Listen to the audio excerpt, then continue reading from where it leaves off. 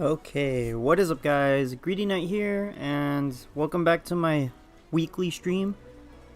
So I posted I believe Wednesday or Tuesday basically asking you guys what you guys wanted me to answer.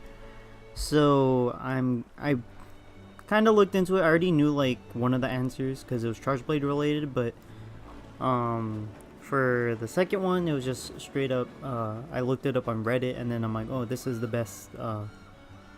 This is like the quote unquote best strategy. But so I'll go start with that first question, which was, what are the essential build or essential skills for spinning axe charge blade? So, of course,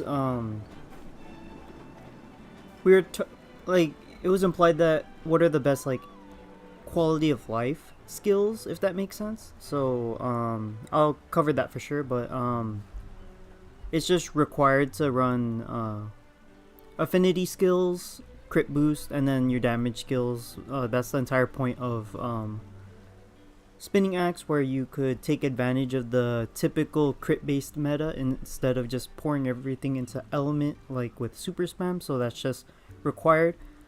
But in terms of like quality of life, or not quality of life, but like essential skills, guard up 4 and guard up 3 is just standard. Guard up 4 is just because we have the level 3 decoration, so that just means that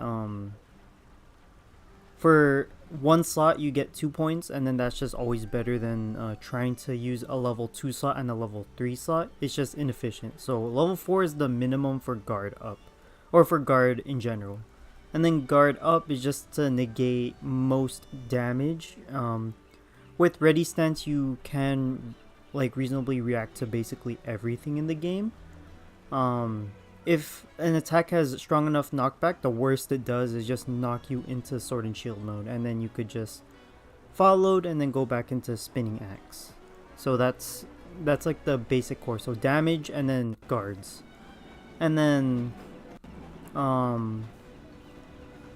depending on the weapon, razor sharp is required because you are going to be like spinning slash, spinning slash doesn't really burn through sharpness similar to like dual blades. It's like one piece of sharpness per chop. So with the double chop you're always going to be burning 2 pieces of, or 2 units of sharpness. And then the last thing I wanted to talk about was like evade extender versus morphing advance, because that was like the main point of contention in my opinion of what you should run. So with the Risen Kushala Mantle, there is 0 reason to run evade extender at all, because you have you have morphing advance, which is like twice as long as max power evade extender, and you get the side benefits of being able to use more ready stances and more counter peaks, as well as morphing advance. So if you are running the Kushala Helm at all, you don't need evade extender. Now, if we shift to a meta where Risen Kushala becomes obsolete for whatever reason, then evade extender at 1 or 2 points is okay, because you're only using the 1 slot. It's just availability on the armor, because there's a lot more level 4 slots. So level 2 is most likely preferable moving into Title Update 5. But level 1 is if you have an extra level 2 slot and you already have all your other damage skills available, then you could reasonably just slot in the level 2 slot. And then yeah, that's my take on essential skills for spinning slash. Like I didn't mention like explicitly like, oh, you have to run this amount of burst or this amount of element exploit. Pretty much you want 1 level of each, because they're both damage skills and they offer the most at level 1. But if you have the extra room, then you could just feasibly max them out if you want to. For spinning axe, I did like the calculation. It's like a 3% increase for maxing out burst, for example. So excuse me. So basically, 1 is ideal because you get 10 raw and then 8 element. But when you go up to level 3, it goes down, or it's you gain 5 raw and then 7 element. So it's not as substantial as a boost as with level 1. So yeah, and then weirdly enough, element exploit at level 3 is like a 2% increase, so you're just better off going for a different skill. And then crit or element crit up is just weird because there is like roughly no difference between level 2 and 3, so you just stick with level 1 because it's like the biggest increase. It's like 3% versus 4% and 4% at level 3, so it's really weird. But yeah. And then I think that's all. Like, Wirebug Whisper is just a super good skill, weirdly enough. And the fact that it's just free on the Kushala helm is kind of just required. And then yeah, so this is...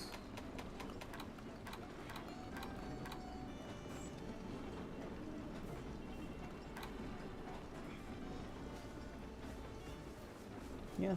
So everything else is like Intrepid Heart and Powder Mantle just like act as a passive because you could just meet their requirements since you have a bunch of multi-hits.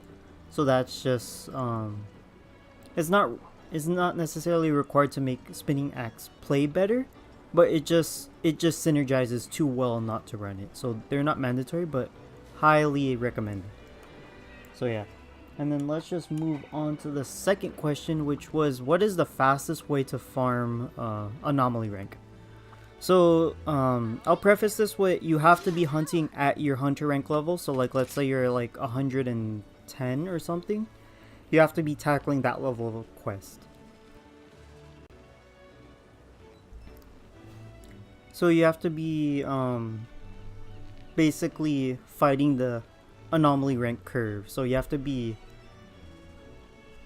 like tussling with people or monsters at your level. But now that just leaves the question, what do you hunt exactly? So in general, it's just recommended to hunt single quest monsters because you could feasibly knock them out in like 5 minutes. And then if you do that for however long you want to hunt, basically you're going to be getting roughly 4 levels, I believe, because if you take 5 minutes on, or 4 minutes plus wait time, so let's just say you average 4 minutes, you would basically get 1 level every like 15 minutes, and then in an hour that would be 4 levels per hour. So it's not really and this is assuming you are running solo. This isn't for people who are playing online, because like online hunts take roughly around 10 minutes a pop, so it's like it doesn't really matter what you're hunting. It's gonna take longer no matter what. So yeah, and then a few things. So in terms of what you should tackle, you should be tackling A5 or higher. So A5 is like reasonable, like A5 is like the lowest you could reasonably go, because it's a bunch of powerful yet reasonably easy to hunt monsters. Like for example, Tigrex, he's a favorable Charge Blade matchup, so I would tackle him. But yeah, A5 is the lowest you should go. And then if you're on the other end of the spectrum where you're just a Charge Blade Pro, you should be tackling Chameleos or Basil Geese. Where is it? Oh, Seething Basil Geese. I'm sorry, I need some water real quick.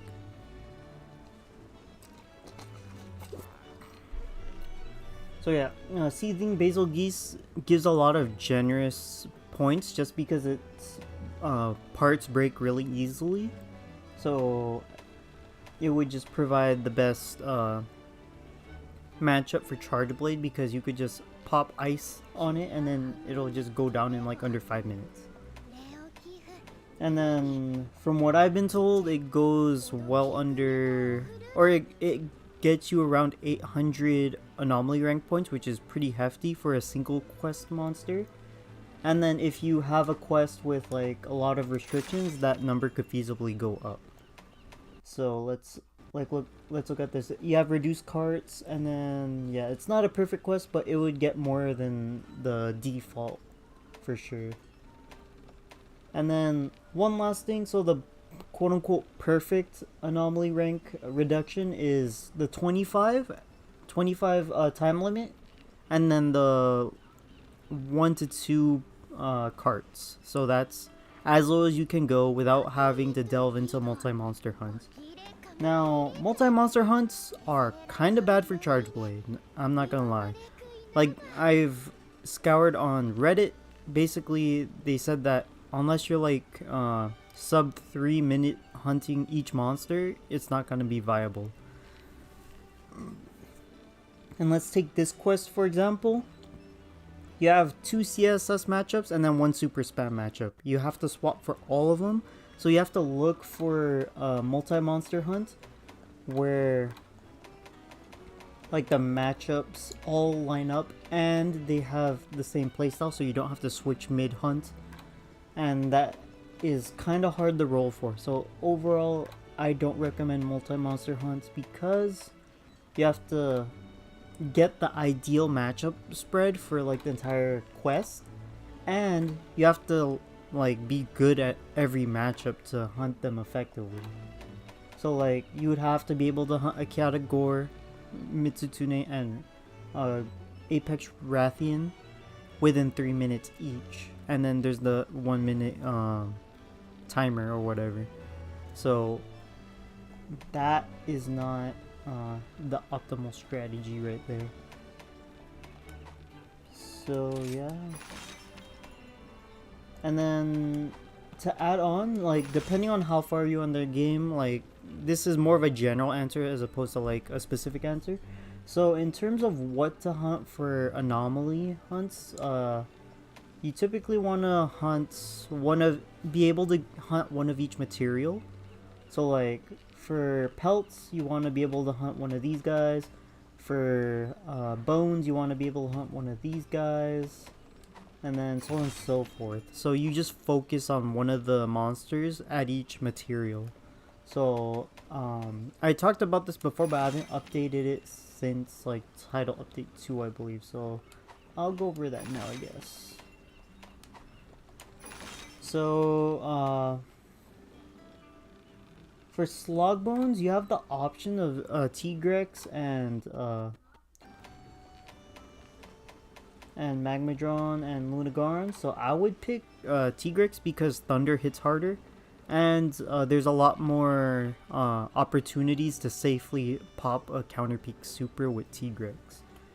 Now with Mitsutune and these guys, so Diablos is just a better matchup for the horns, just because it's favorable with ice.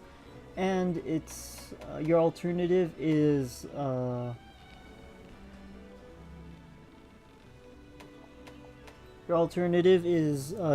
Seregios, which is a very evasive monster, so you have to learn how to predict its movements without getting hit. So it's a more familiar matchup at this point with Sunbreak, because Seregios is technically still newer, so we should all be able to hunt a Diablos easier than a Seregios, depending on how much you've played Base Rise without Sunbreak. And then, yeah, Rathlos and Astalos. Oh yeah, for the scales, you can stick with Rathlos. I really don't like Rathlos because he flies, so I just stick with Mitsutune. But your more favorable matchup with Super Spam is just Rathlos. And then moving on up, you have like 2 choices. Yeah, so Basil Geese and Espinos are basically the same in terms of favorability, so pick your poison there. No pun intended. But I'm starting to like Rajang more because Pyrokidaki's kind of annoying to fight.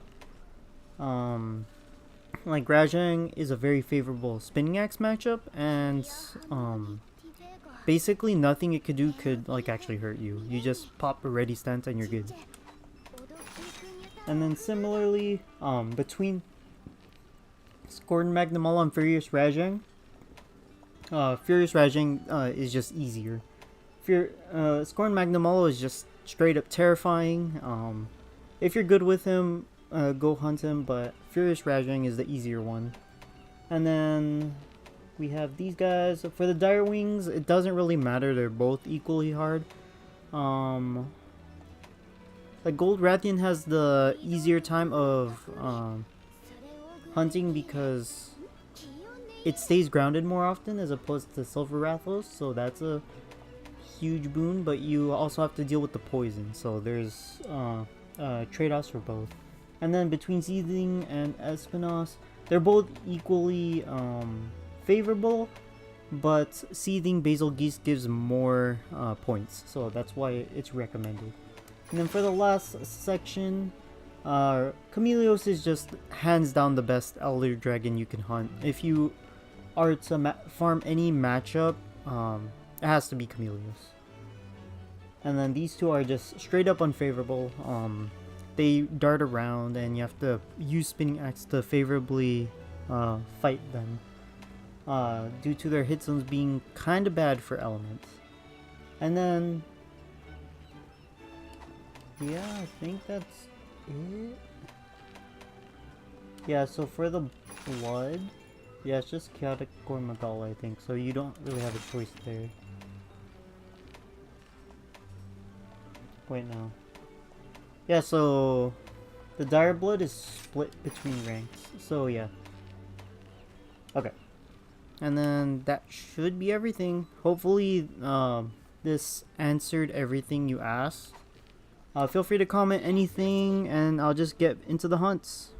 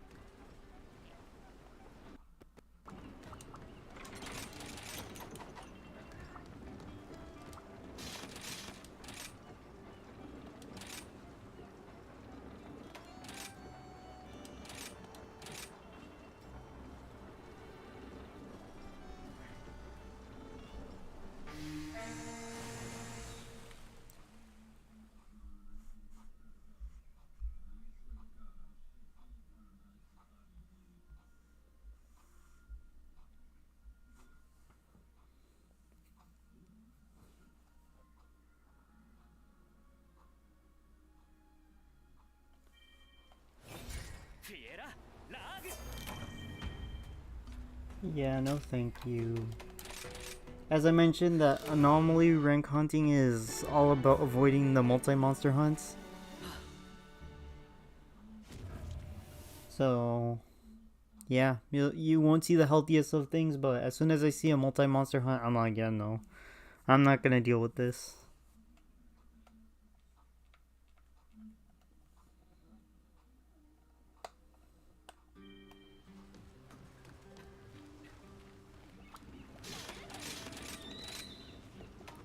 So...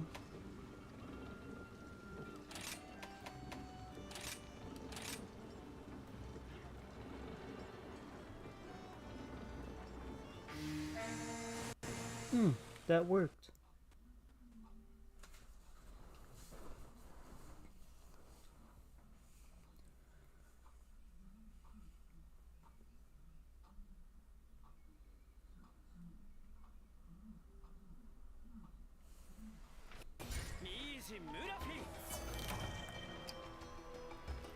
So yeah, I made it somewhat of a habit to not eat before meal for random quests because I don't know what I'll be fighting. So basically, I don't. The reason why is because the meals kind of change at this point. Because for dragon conversion, you just max out on max or on resistances, and then you get max damage or whatever. Whereas for spinning axe, you just want to go for a dangle booster and all that good stuff.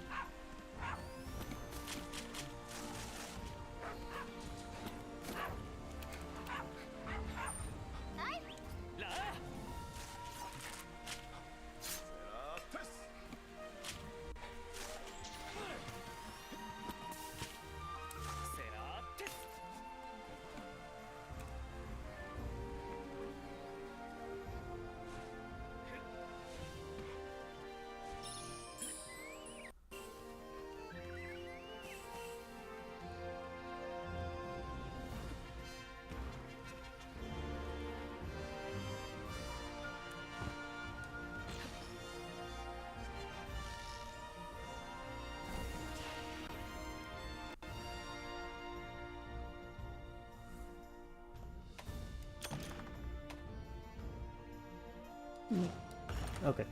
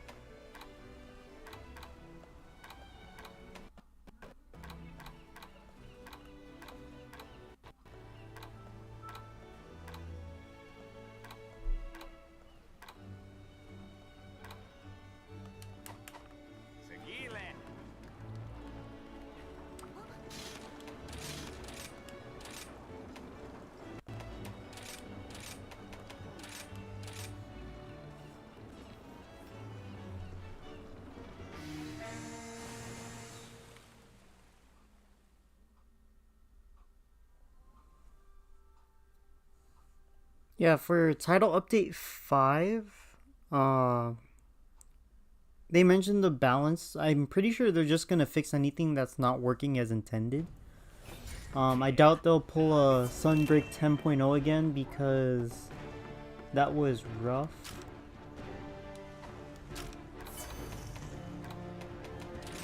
But yeah, so I'm pretty sure it's just gonna fix whatever needs to be fixed, and it won't like over or it won't nerf anything in my opinion. We won't know until until April, like once the update becomes live. But yeah, so I seriously doubt they're gonna nerf anything because that would just kind of be bad.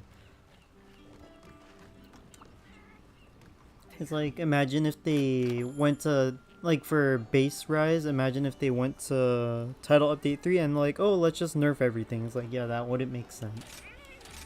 Like, they only did it between, they only actually nerfed version 10.0. That's the only time they ever nerfed anything. Everything since then has been like a bunch of buffs for insert weapons. So yeah, I'm not too scared, but you know, unless they pull, like, unless Capcom's like, ha, I'm gonna nerf Charge Blade, I'm like, I seriously doubt anything negative is gonna happen.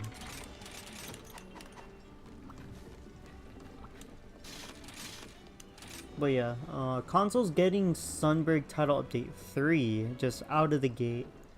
They have the actual release date, which is, I believe it was the 28th. So yeah, it's looking good for them. Yeah, the only bad thing about Sunbreak is the lack of crossplay with Switch and other consoles, because like I'm pretty sure Xbox and PlayStation, they might be able to play together since they're like I have to double check, but I'm pretty sure they can play together. And then Steam is also just separate, so crossplay is like a huge missed opportunity.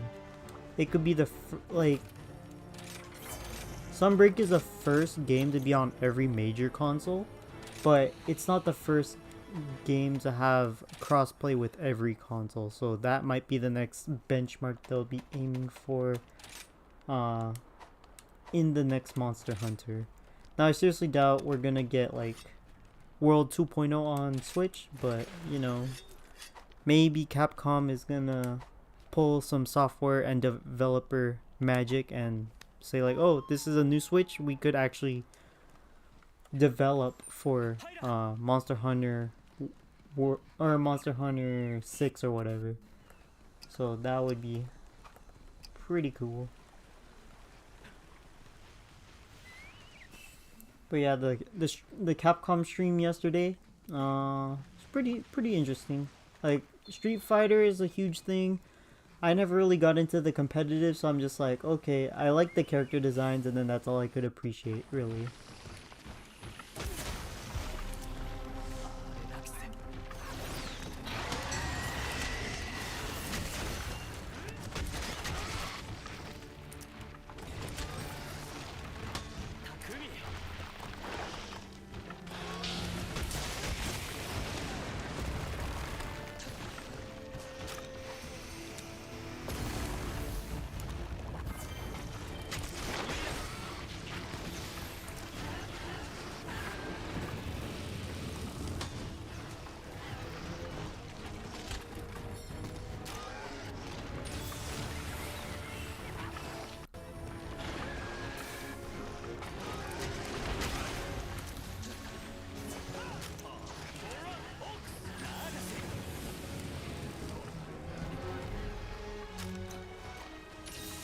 Yeah, I don't think this set has guard up 3 on it.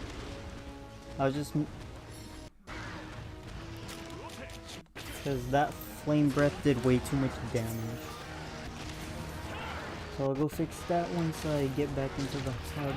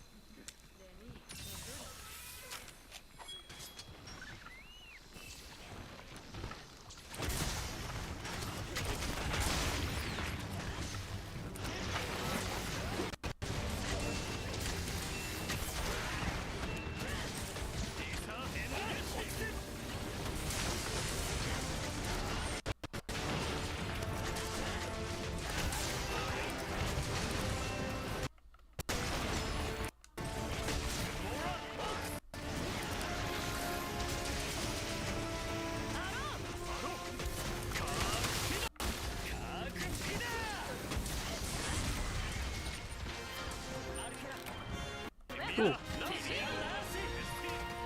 Okay.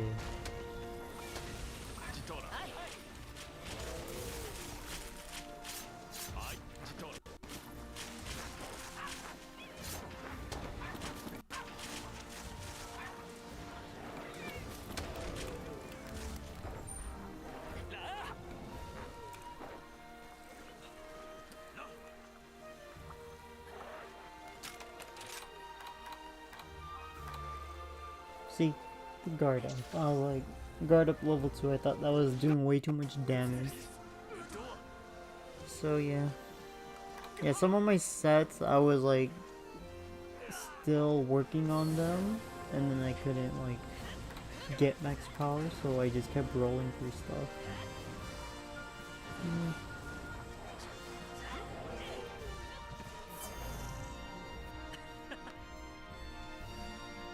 But yeah, so the meta sets do have max power guard just because it has better, like the Archfiend legs are just better.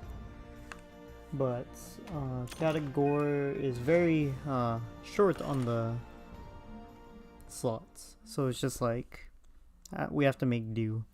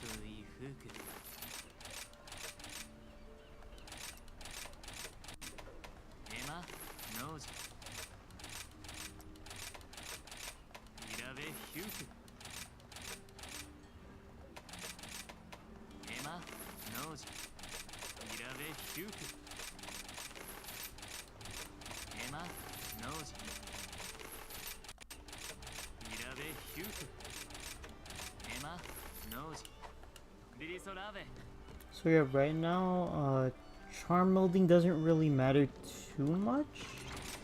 Or rather, you shouldn't be trying to get the perfect charm right now, because next update we're gonna get a new method. Now apparently it's going to use completely new material, so it's probably just gonna be title update 5 specific materials. So think of it like the standard like what was it? The melding from Monster Hunter 4U, where it's like, oh, you have to use like the I forget what it's called, but basically it's from the Apex monsters. So it's like materials from that. So I would assume that's what they're going to be implementing. Just swap out Apex for Anomaly, but it could just be risen materials. So it just depends on what ends up being implemented in the last update. Now, I'm just kind of just cleaning up because the last thing I have to do in terms of like everything, I already finished most of the arena quests. I haven't beaten Furious Rajang yet because with this set, Spinning Axe becomes unfavorable just because they have it really weird where like you don't have ready stance on the setup where you have Spinning Axe, I think. Let me double check.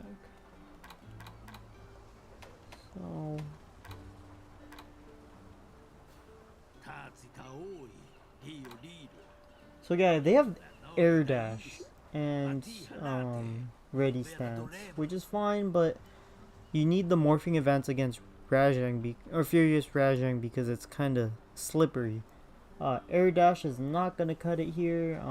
It's typically against slower mons on top of that, or it's typically used against slower mons, so this isn't too good in my opinion. And then also the morph slash is on the other one, which makes zero sense to me here, because the morph slash helps axe mode more than sword and shield mode, because there isn't really a difference with how fast the guard point is, but in axe mode it speeds it up substantially where you could just react to an attack and guard it.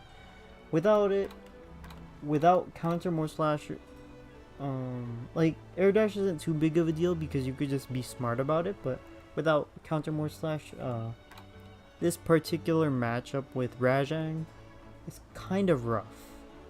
And then yeah, these are the alternatives. I haven't picked up any of these weapons since base rise, so I have to relearn them, so that's a real thing. But yeah, oh, while I'm here, might as well go over what I did for these. So this isn't the strategy, but this is like the strategy I kind of use the cheese. So basically long sword using like spamming EI slash, that's all I know how to do with long sword, so that got me an A ranking. And then dual blades is just dual blades, it's my secondary, so I just spammed it. Similarly, which one was this? This was also dual blades. Yeah, ironically a lot of these are just me using dual blades since it's my secondary. So Bishotten wasn't too much of a thing, but I played too cautiously so I could feasibly raise that time by using more piercing binds. And yeah, Garen Golem took me a few tries, not gonna lie. It was a very good challenge for me because you have to hit the right arm, or like the blast arm, because you have ice elements on your set. So just knowing that ahead of time gave me a target, but I had to play more aggressively than I did because I played too passively, took too many hits, and then I would just run out of potions and then I would die. So basically it was just taking better advantage of the set I was given, which was whatever this is. I think it was, no, it wasn't this one, but basically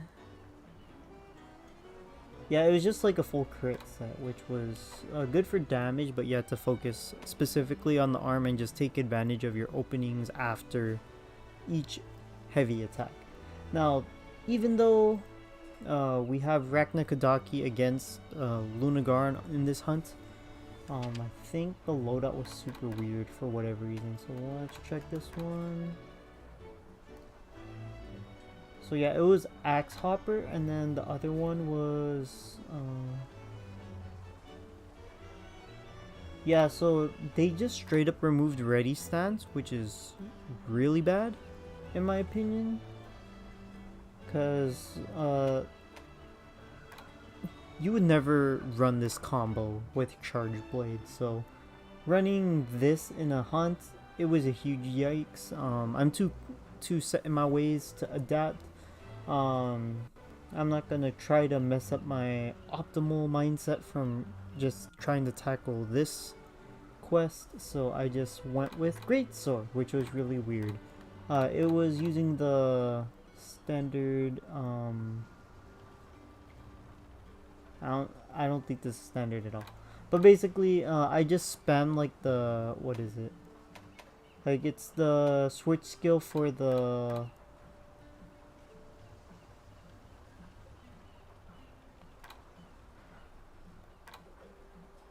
Yeah, it was like the surge slash like it was like the multi-hit one. So I just put Lunagar to sleep and then just woke up, slapped him with a greatsword charge. It was fun. It was just basically me spamming the triple hit and then power sheathing and then rinsing and repeating. It was like a really brainless strategy, but it worked. So yeah, that's my strategy there. This was a huge wall because I did not realize that this, like, Espinos is a very aggressive monster, so you want to be faster than it typically, but with this particular set, let me just pull it up. So it had the maximum evasion loadout, so like you could basically make it's basically a status trigger based loadout where like you could evade through attacks instead of having to actually avoid them using what was it, the regular demon mode. You could actually make use of feral demon mode, evade into an attack, resharpen, and then you could just pop a spiral slash or your demon flurry. So the demon flight is a bit worse here because you don't have spiral slash. With the demon flurry though, you do have spiral slash.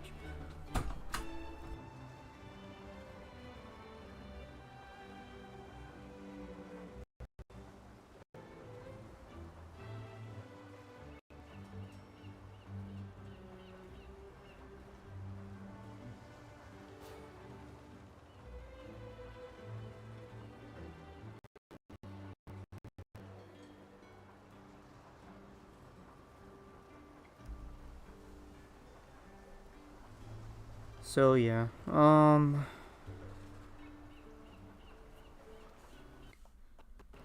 really just depends on what you're comfortable with. You can feasibly use other weapons, but I was just more comfortable with using what I knew how to pilot basically. Like, you could argue that switch axe or insert weapon is better for each one, but yeah, these are just the weapons I basically have in my back pocket. And then yeah, so with that, I'm just missing that one achievement, then I get the last one. So I'm missing this one, that's the arena one, and then after that you unlock this one because I already have all the crowns. But yeah, overall, I'm just playing right now just for fun. Not really farming for anything specific. I'm just trying to get my hours in on Charge Blade and trying to perfect the craft in preparation for the Guru Charge or the Charge Blade Guru guide. I don't want to rehash anything, so I'm just gonna like anything meta related. It will be delegated to like the build videos, but this one will be focused more on playstyle, how to approach a monster, matchups, and all that good stuff. Like basically tech based, a very technique based video, as opposed to telling you, oh, you should run this because it's the meta. But yeah. Okay, so I think, yeah, so that was just 2 hunts, and it was just me focusing on the hunts, and then Unless anyone has any other questions, I'm just gonna end the stream here. Hopefully the very beginning bit was helpful because I did prompt you guys to ask questions, but yeah. I'm not sure if I'm gonna bring back the tier list layer guide or anything like that because one, it didn't get too many views, but it's just purely my opinion and all that good stuff. Like what I like is not necessarily what other people will like, so that's one thing I have to consider, because like a majority of these designs are still good. Like there's only a handful of bad ones, like the bone charge blade kind of sucks, and then like a lot of the world-based charge blade kind of sucked in terms of what they were based on. Yeah, I don't know.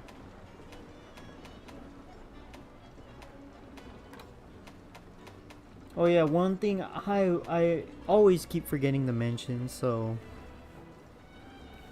yeah, so you know how charge blades are slanted on your back? Well, this might aggravate you, but only the DLC charge blades are vertical. So I don't want to dredge up any wounds, but basically vertical charge blade is pay to win or pay to play. Everything else is sideways or slanted.